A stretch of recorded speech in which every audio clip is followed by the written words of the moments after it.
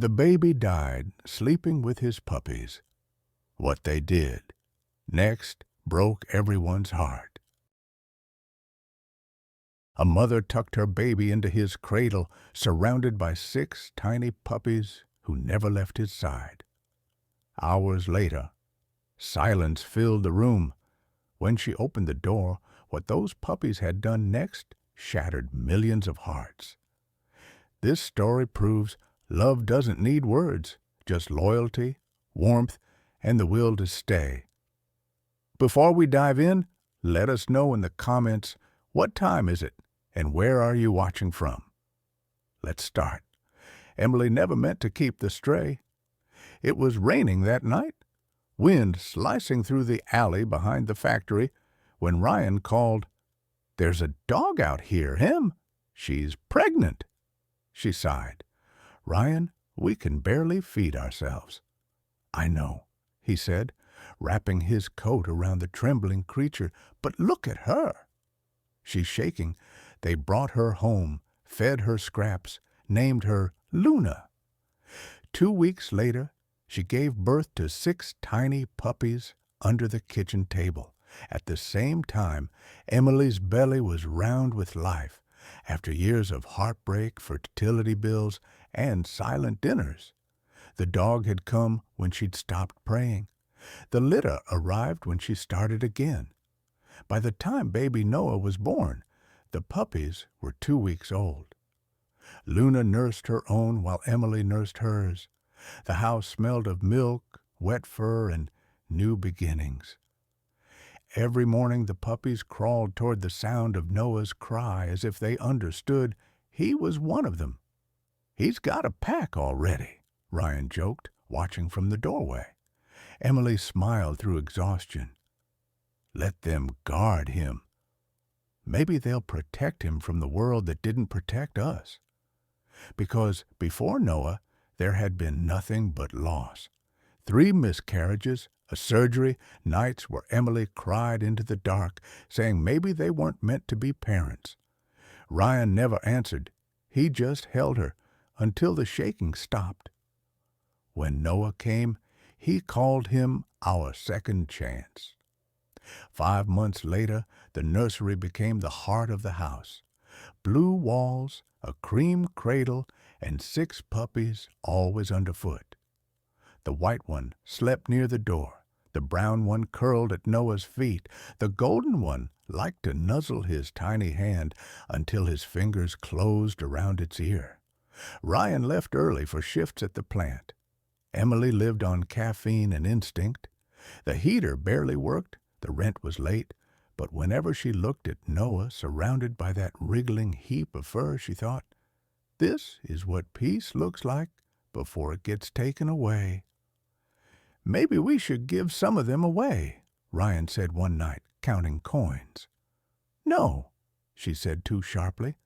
"They belong here. They're dogs, Em. They're his family." He wanted to argue, but her eyes were hollow and fierce. He just nodded. Winter deepened.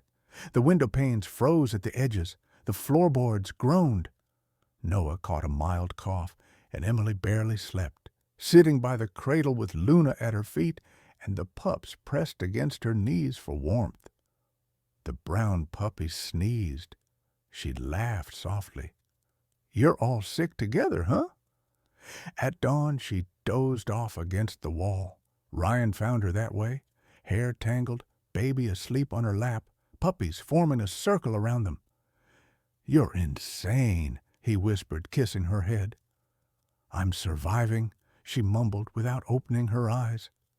The days blurred, feeding, changing, wiping, rocking, loving. The puppies grew sturdier, more mischievous. One chewed Noah's socks, another dragged a pacifier across the floor like treasure. Emily scolded and laughed through tears. "You're worse than toddlers." Then came the storm. Thunder rolled across the hills, shaking the glass.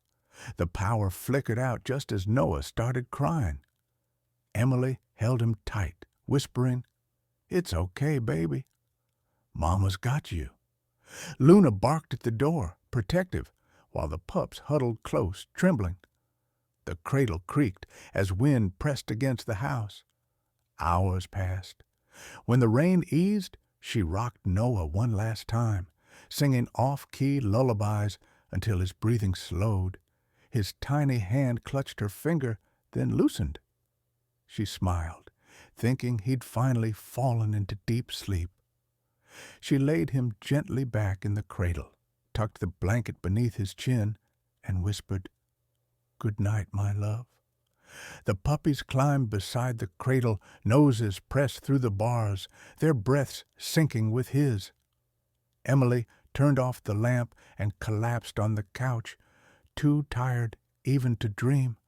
The morning was unnaturally quiet. No barks, no whimpers, no sound at all. Just the hum of cold air.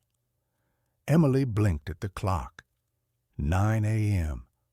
She had overslept for the first time in months. She padded barefoot to the nursery. The door was slightly open, a sliver of pale light spilling through. "Hey, you little monsters," she whispered. "Did you finally let Mama rest?" Silence. 6 puppies sat perfectly still around the cradle, their heads lowered, tails motionless. The white one glanced up at her, eyes glassy. The golden one whimpered once, then stopped. Her stomach clenched. "Noah?" She crossed the room. The blanket was exactly where she'd left it, tucked neat beneath his chin. He looked peaceful, too peaceful. Lips pale, eyelashes resting on unmoving cheeks. One tiny fist still held the golden puppy's ear. "Noah," she said softly. She touched his hand. It was cool. Her heart tripped. "Noah, sweetheart, wake up." Nothing. She lifted him, panic rushing in like ice. "Ryan." Her voice cracked through the walls. "Ryan." The puppies stirred, barking now, frantic, confused. Luna scratched at the door outside, whining. Emily pressed Noah against her chest, his head lolling. "Come on, baby, please," she gasped, breathing into him again and again. "You're just cold." "You're just tired." The brown puppy leapt onto her lap, licking his foot. The white one howled, a thin, desperate sound that tore through the house. Ryan burst in, half-dressed, eyes wild. "What?" Emily looked up, shaking. He's not breathing." Ryan froze. The truth hit like a wall. He dropped to his knees beside her, hands trembling, as they tried to find a pulse that wasn't there. Call someone," he stammered, but his own voice broke. The room was a blur of movement. Sirens, shouting, the puppies wailing in confusion. Emily couldn't hear any of it. She sat on the floor, rocking Noah in her arms, whispering his name again and again until it became a sound that no longer meant anything. The puppies circled close, pressing their warm bodies against her legs, against the lifeless bundle she refused to let go of. They didn't understand death. They only knew their pack had gone still. Outside, the storm clouds thinned. Inside, the cradle stood empty, waiting for a breath that would never come. By the time the siren faded, the house had already stopped breathing. Emily sat on the floor with an empty blanket in her lap. The paramedics had taken Noah, leaving only the smell of baby lotion and fear. Ryan stood behind her, hands useless at his sides. Luna paced the hallway, whining, nails clicking like a clock that wouldn't quit. The puppies stayed under the cradle, pressing their bellies to the cold floor as if warmth might crawl back up through the wood. When the officers asked questions, Emily barely answered. How long was he asleep? I don't know. Was there anyone else here? Just them. She pointed at the puppies, her voice flat. When they left, she locked the door and dropped the bolt. The silence that followed was too clean. Every sound became sharp, the creak of the wall, the soft drip of rain, the smallest whimper from the golden pup. Ryan tried to speak. "Em, we have to call someone. Your mother—" "Not yet." She crouched beside the cradle. "They don't understand he's gone." "Look at them!" The brown puppy climbed into the blanket, nosing the dent where Noah's body had been. Emily reached out but stopped halfway. Touching it felt like lying. She sat beside the cradle until dark, the 6 small bodies forming a halo around her knees. That night, neither of them slept. Ryan chain smoked on the porch. Emily stayed inside, staring at the baby monitor's green light blinking with no heartbeat to hear. Around midnight, the golden pup began to cry, tiny broken sobs that made Luna join in from the hallway. Emily finally moved, whispering, "Okay, okay, Mama's here." She gathered all 6, laid them on her chest, and for a while the warmth of them fooled her body into thinking Noah was still there. At dawn, Ryan found her like that, eyes swollen, shirt wet with tears, and puppy breath. "Em, we can't keep doing this." "I'm not doing anything," she said. "I'm just staying where he was." Days blurred, meals went untouched. The puppies stopped playing. They followed Emily everywhere, heads low, tails still. When Ryan tried to coax them outside, they ran back to the nursery. "They're waiting for him," she said. "He was their brother." The coroner called it natural causes, 3 words that made Ryan punch the wall so hard he split his knuckle. Emily didn't react. She just kept washing the same tiny blanket again and again until the fabric turned thin. 2 days later, the small white coffin arrived. Ryan wanted to carry it alone, but Emily refused. She tucked the blanket around it, placed Noah's pacifier inside, and whispered, "You hated naps, didn't you?" Her voice cracked.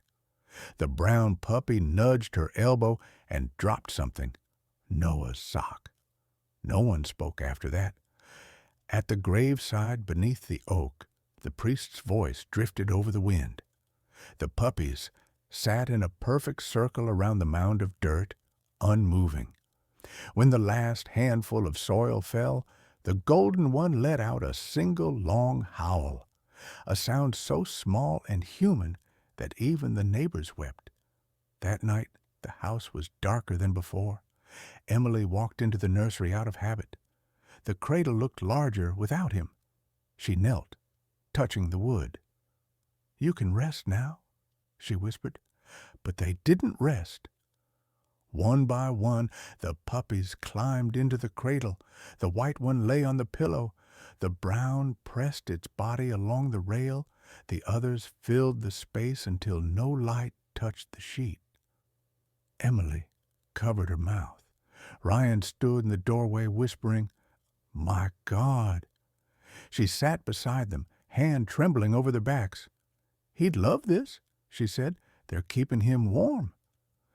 By morning, they were still there, asleep exactly where Noah had lain. A neighbor who came to check on them saw the scene through the half-open window and froze, the empty cradle filled with life again, 6 puppies curled around an invisible child. She took a picture. It spread quietly, from phones to forums to news feeds, no captions needed. Just an image of loss and loyalty that words couldn't reach. Reporters came, but Emily never spoke. "It's not a story," she said. "It's just love that didn't know how to stop." Weeks turned to months. The puppies grew but never left the room.